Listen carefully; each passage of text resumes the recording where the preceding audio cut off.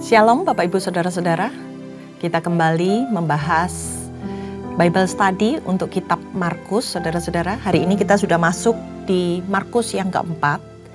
Mari saudara-saudara, sebelum kita menyiapkan apa yang kita akan pelajari, kita datang ke hadapan Tuhan. Kita bawa hati kita, penyembahan kita yang terbaik ke hadapan Tuhan. Terima kasih Tuhan, kami bersyukur.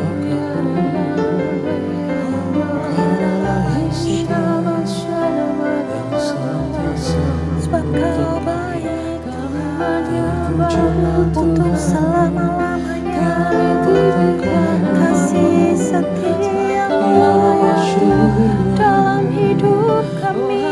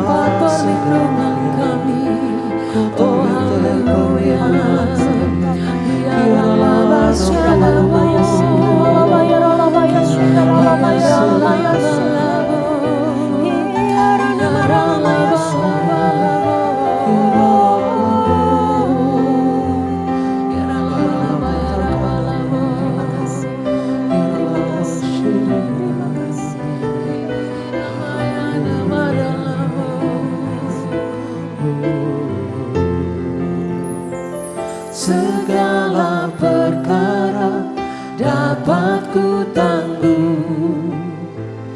Di dalam Dia yang memberi kekuatan. Tuhan Yesus penolong dan sahabat.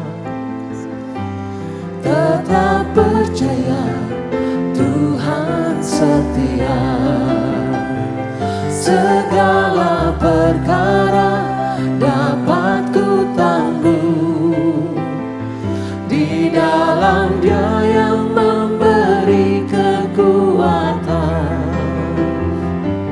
Tuhan Yesus penolong dan sahabat. Tetap percaya, Tuhan setia. Segala perkara dapat ku tangguh. Di dalam Dia yang memberi kekuatan. Tuhan Yesus penolong dan sahabat. Tetap percaya, Tuhan setia. Segala perkara dapat ku tangguh. Di dalam Dia yang memberi kekuatan. Tuhan Yesus penolong dan sahabat. Tetap percaya, Tuhan setia. Tetap percaya, Tuhan setia. Tetap percaya, Tuhan setia. Engkau setia, tetap setia bagi kami. Terima kasih.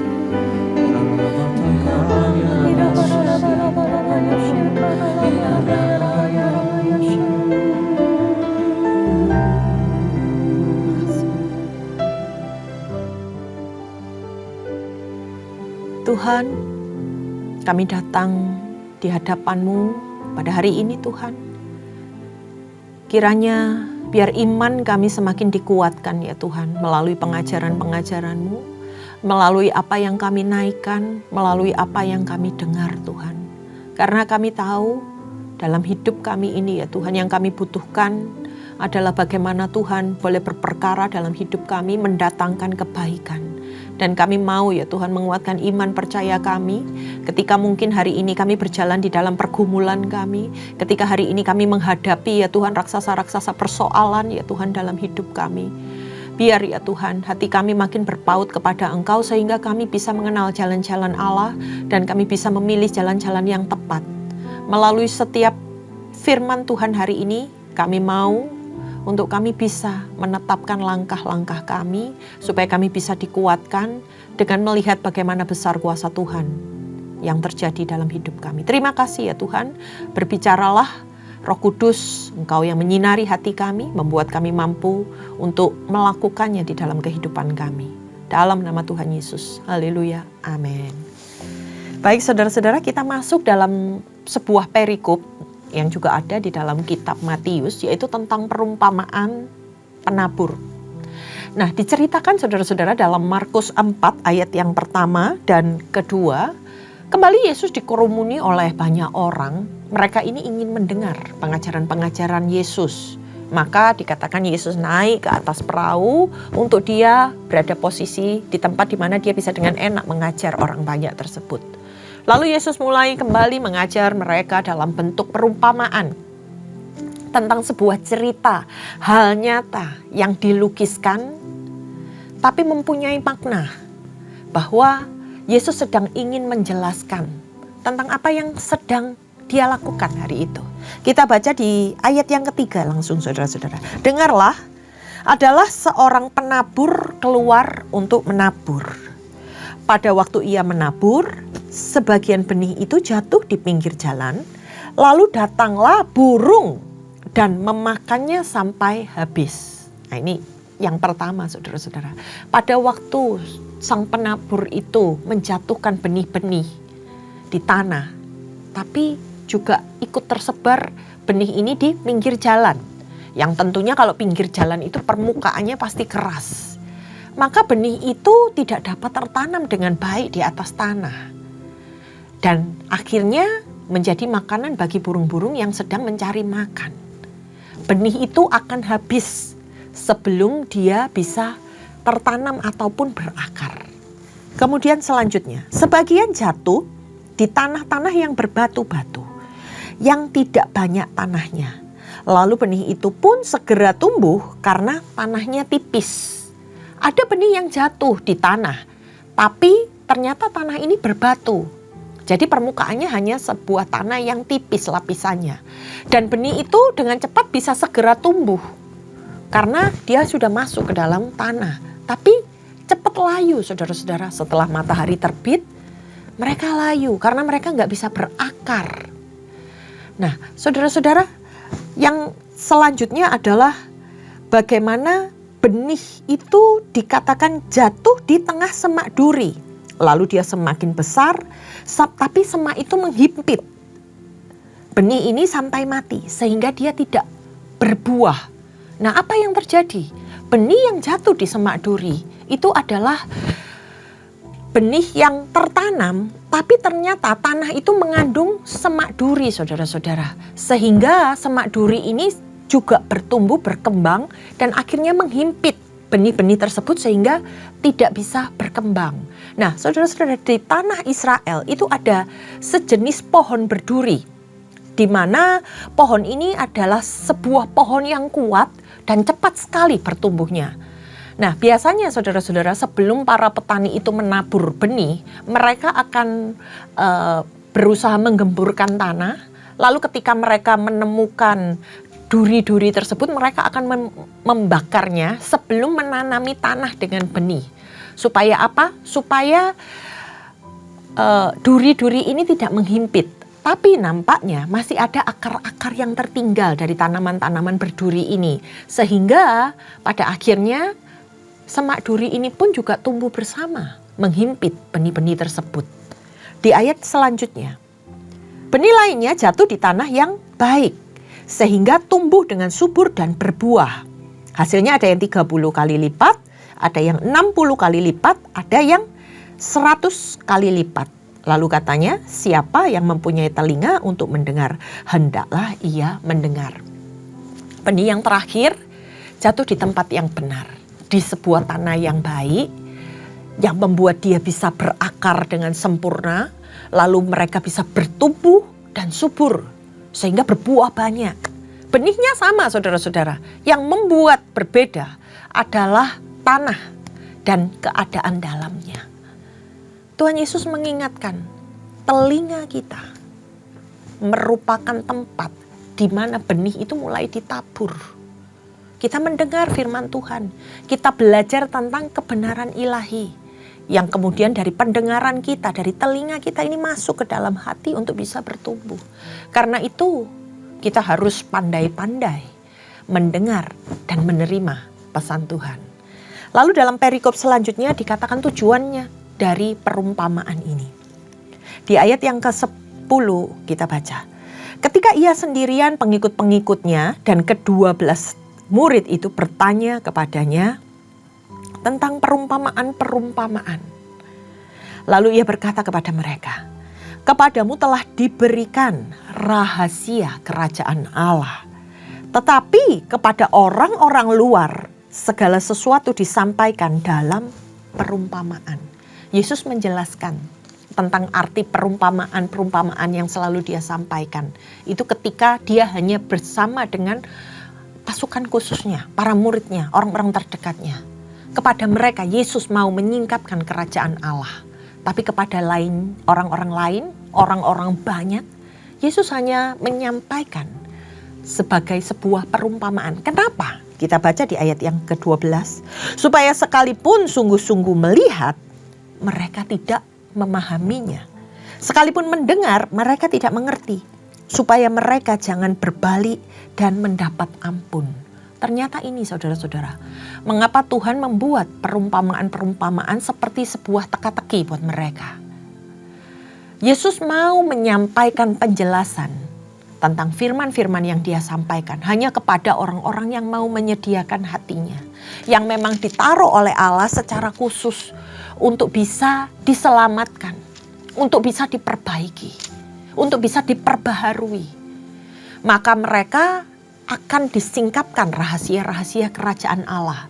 Bukan sekedar mendengar, tetapi mereka mau menerima dan mereka mau melakukannya dalam kehidupan mereka.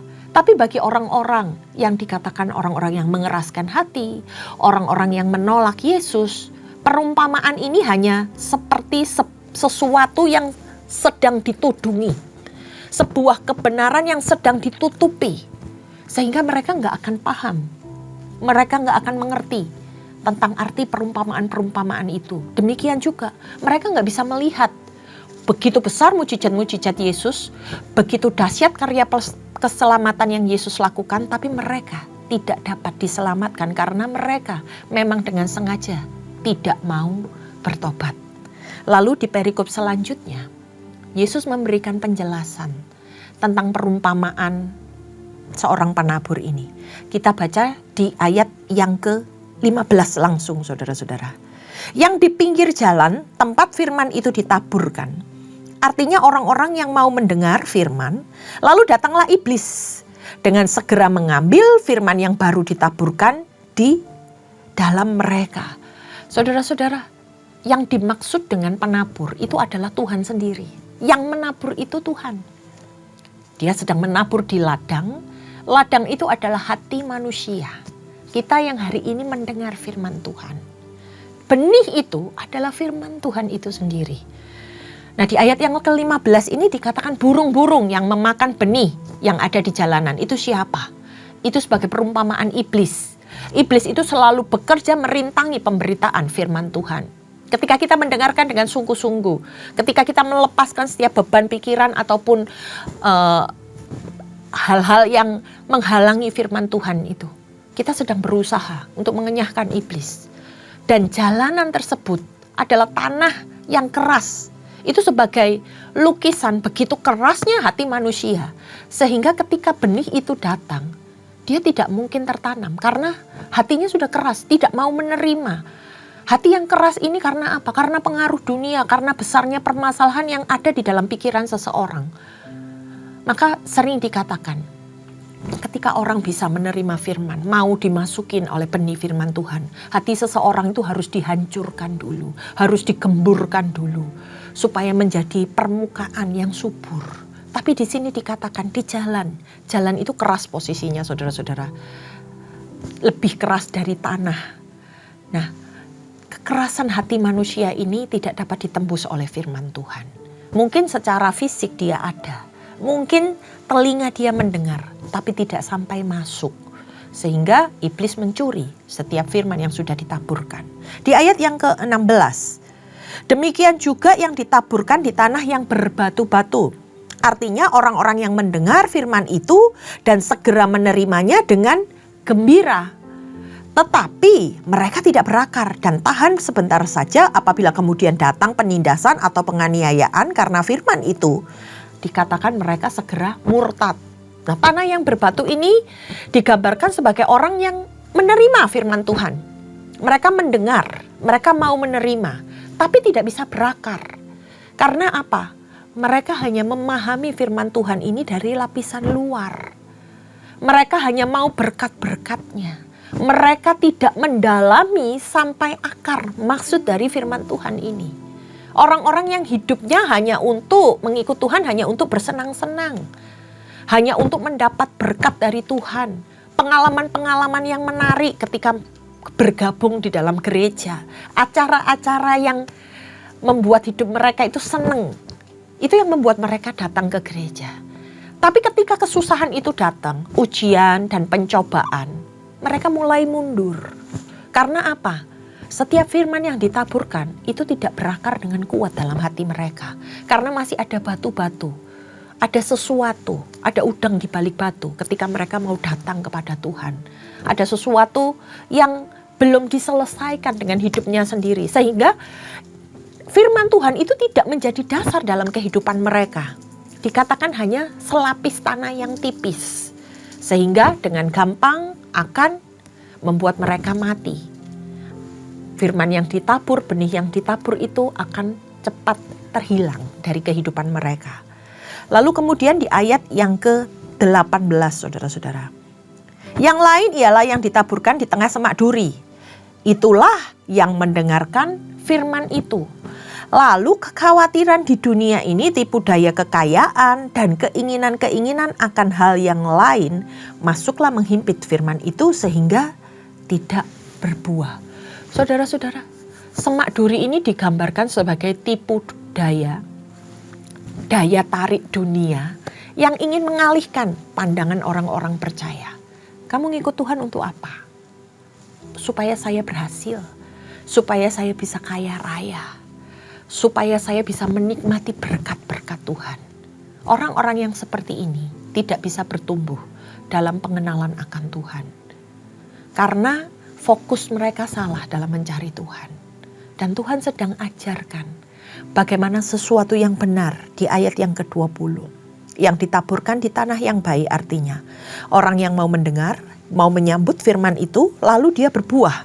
Ada yang 30 kali lipat, 60 kali lipat, dan 100 kali lipat. Tanah-tanah yang baik adalah orang-orang yang mau menerima firman Tuhan. Lalu menyimpannya di dalam hati. Untuk apa? Untuk dikerjakan. Untuk dibuat nyata melalui perbuatan-perbuatan mereka. Disitulah terjadi sebuah pertumbuhan. Hidupnya berubah. Karena firman Tuhan yang ditanamkan. Mereka bisa berbuah. Mereka bisa menjadi berkat.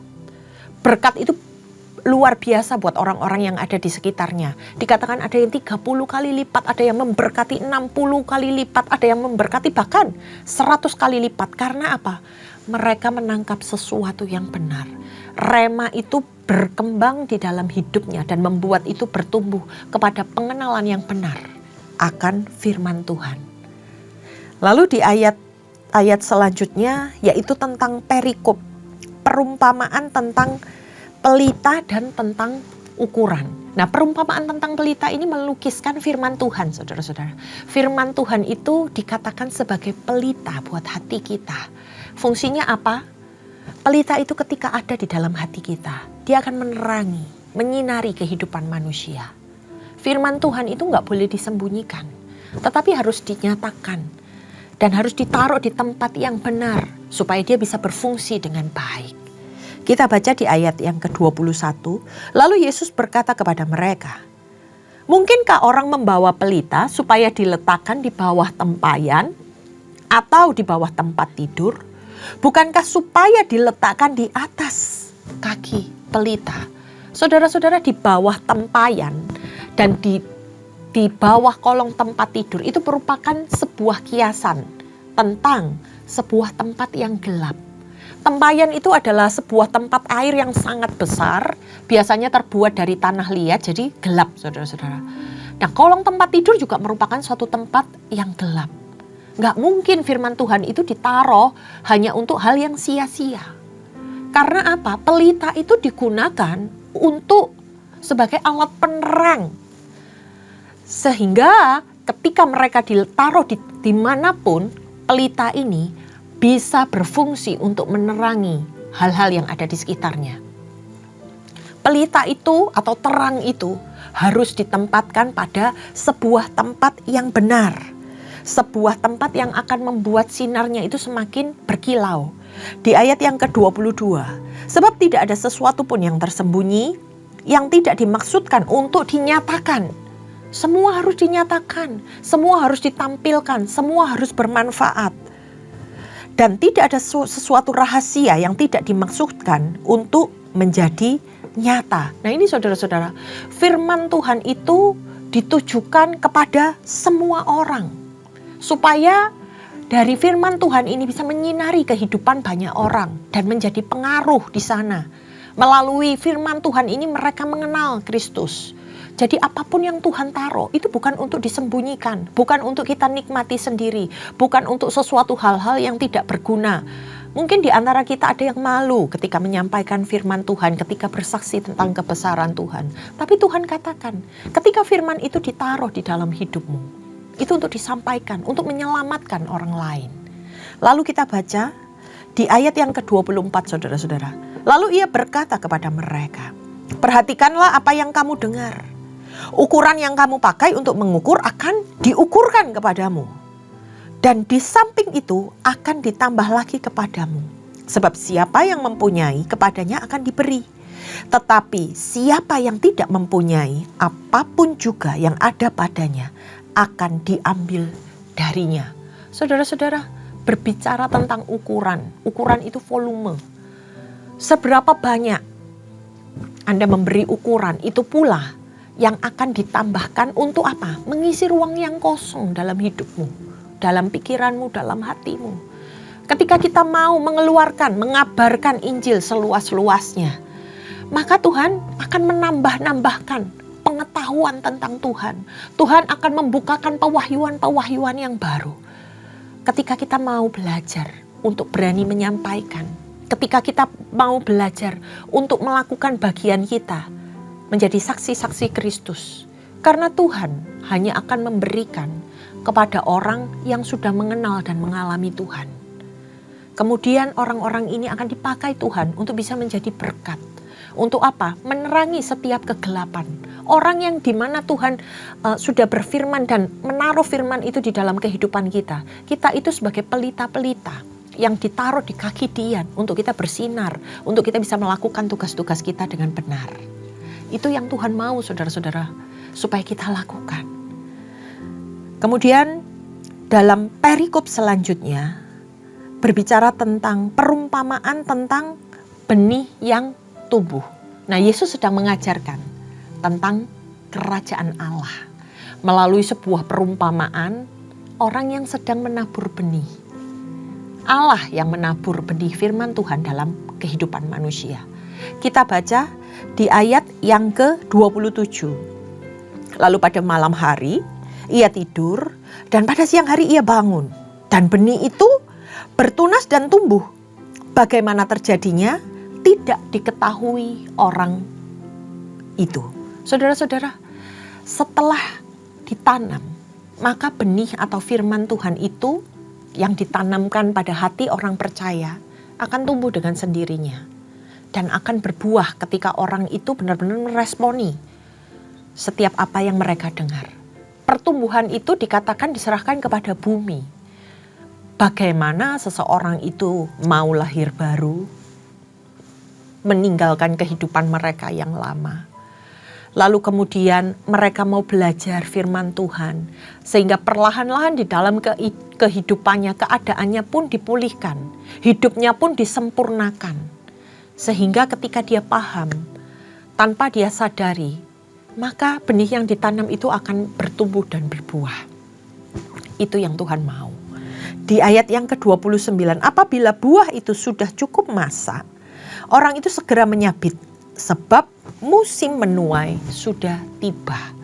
Musim menuai sudah tiba ini sering dikaitkan dengan akhir zaman, saudara-saudara. Di mana Tuhan akan menuai hanya setiap perbuatan baik kita. Tetapi orang-orang yang tidak mau taat, orang-orang yang tidak melakukan perbuatan yang baik, mereka akan masuk dalam tempat yang disediakan. Karena apa? Karena di akhir zaman, waktunya tiba, akan terjadi yang namanya penghakiman.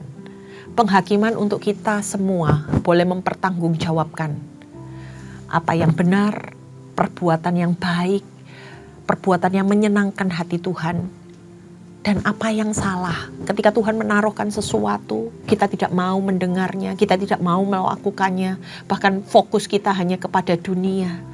Di situ kita akan mempertanggungjawabkannya. Ketika musim menuai itu datang, maka Tuhan akan mengadakan pemisahan. Dalam perikop selanjutnya, kita lihat tentang perumpamaan tentang biji sesawi. Ini juga sama, sebuah perumpamaan tentang kerajaan Allah yang diumpamakan sebagai sebuah benih yang paling kecil yang ditabur ke tanah. Kita baca di dalam ayatnya yang ke-30. Katanya lagi, dengan apa kita hendak mengumpamakan kerajaan Allah itu? Dengan perumpamaan manakah kita hendak menggambarkannya? Kerajaan itu seumpama biji sesawi ketika ditaburkan di tanah. Biji itu adalah biji yang paling kecil dari segala jenis benih yang ada di bumi.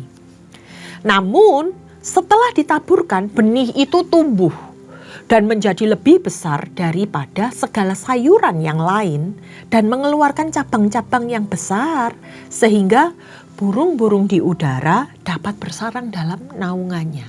Ajaibnya saudara-saudara, perkembangan benih ini begitu luar biasa. Yang begitu kecil dia bisa bertumbuh berkembang kemana-mana, dan benih ini adalah Yesus yang ditaburkan ke tanah kemudian bertumbuh kembang menjadi orang-orang Kristen sampai pada zaman ini.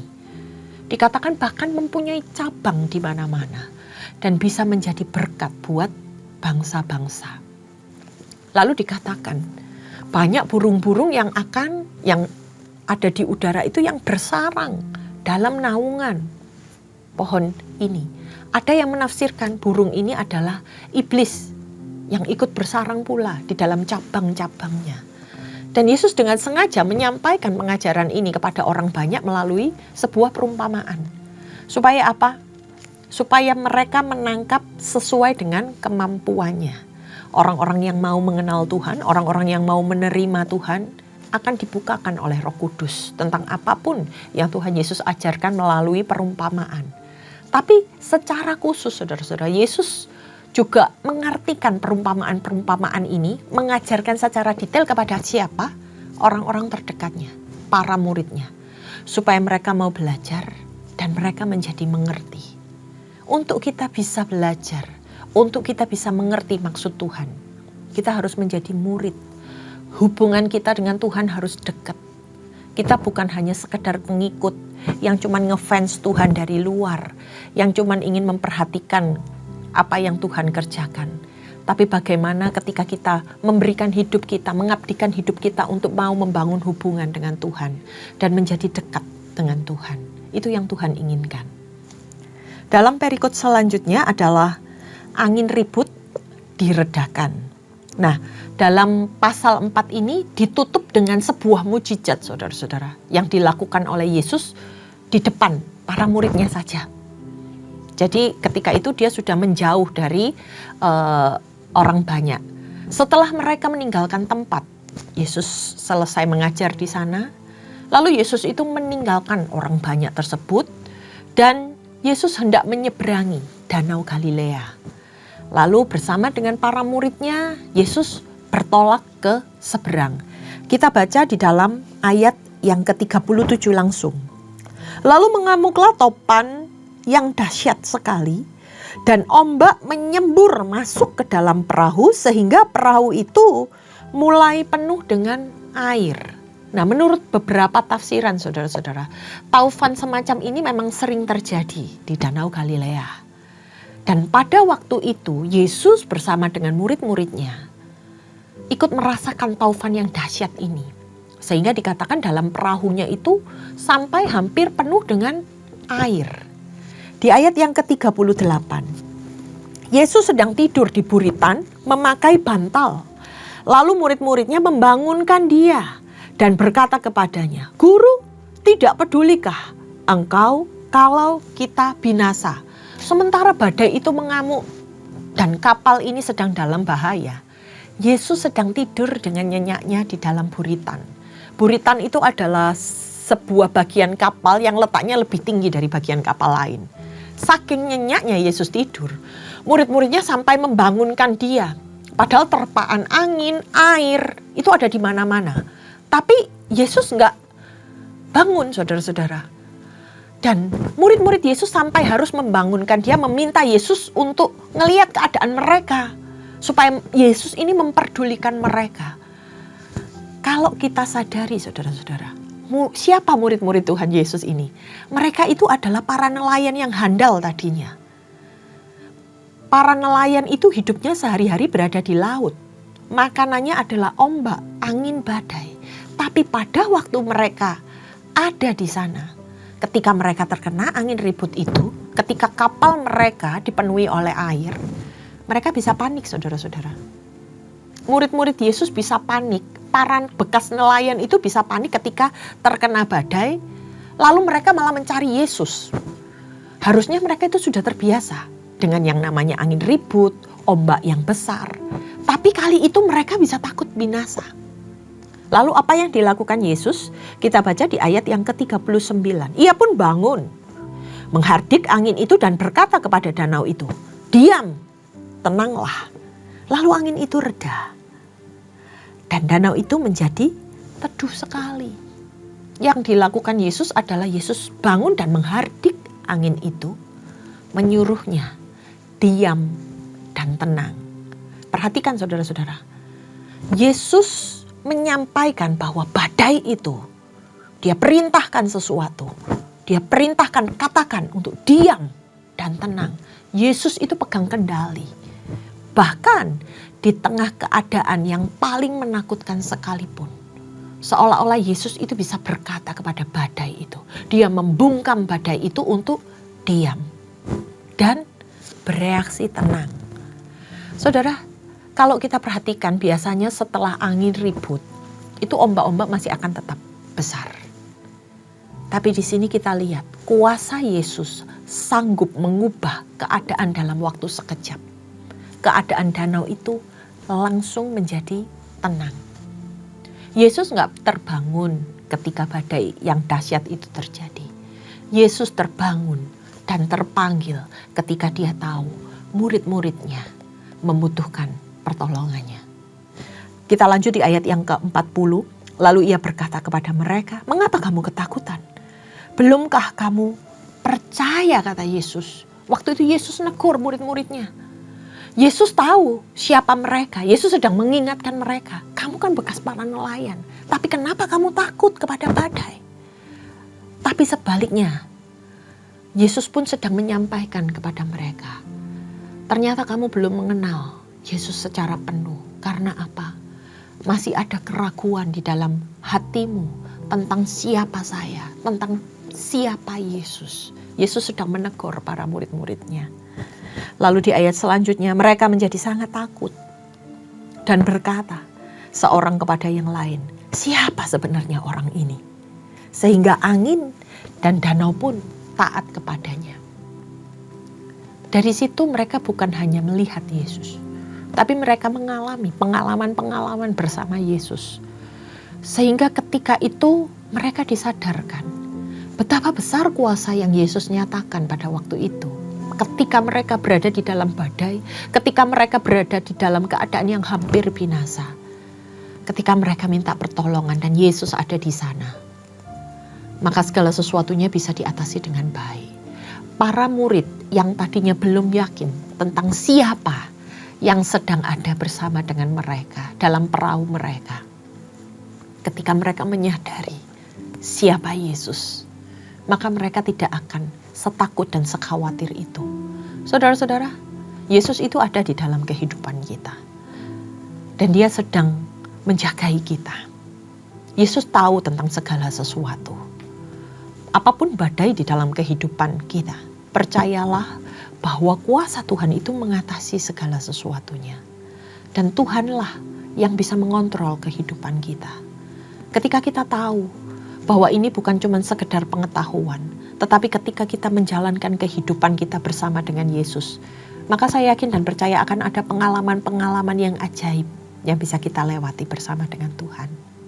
Untuk itu, senantiasa bangun hubungan yang baik dengan Tuhan, supaya Tuhan yang mengarahkan kehidupan kita, Tuhan yang menyertai kita, dan menyelamatkan kita sampai ke tempat tujuan kita masing-masing. Demikian yang bisa saya sampaikan. Mari kita tundukkan kepala dan berdoa. Kami belajar kuasa-Mu Tuhan. Kami belajar tentang apapun yang Tuhan nyatakan melalui firman Tuhan hari ini. Untuk itu ya Tuhan, teguhkan hati setiap kami. Bahwa segala apapun ya Tuhan yang Tuhan telah tabur di dalam kehidupan kami pastikan akan bertumbuh di tanah yang subur. Kami pastikan tidak akan diambil oleh iblis. Kami pastikan tertanam dengan di tanah yang baik, bukan di tanah yang penuh dengan kepahitan dan luka batin. Dan kami percaya setiap firman yang Tuhan taburkan itu akan bertumbuh dan berbuah dalam hidup kami. Di tengah apa yang baik yang kami alami, apa yang buruk yang sedang terjadi dalam kehidupan kami tetap mengandalkan Tuhan. Terima kasih ya Tuhan buat firman-Mu yang begitu indah, yang menguatkan setiap kami. Dan kami percaya Tuhan, Engkau akan menjadikan kami bukan hanya sebagai pengikut-pengikut Tuhan, tetapi murid-murid Tuhan, yang ketika kami boleh mengalami segala sesuatu yang baik, kami boleh menjadi berkat ya Bapa, dan mempermuliakan nama-Mu dalam hidup kami. Terima kasih ya Roh Kudus, hanya di dalam nama Tuhan Yesus setiap yang percaya katakan amin. Terima kasih saudara-saudara sudah mengikuti Bible Study hari ini. Tuhan Yesus memberkati.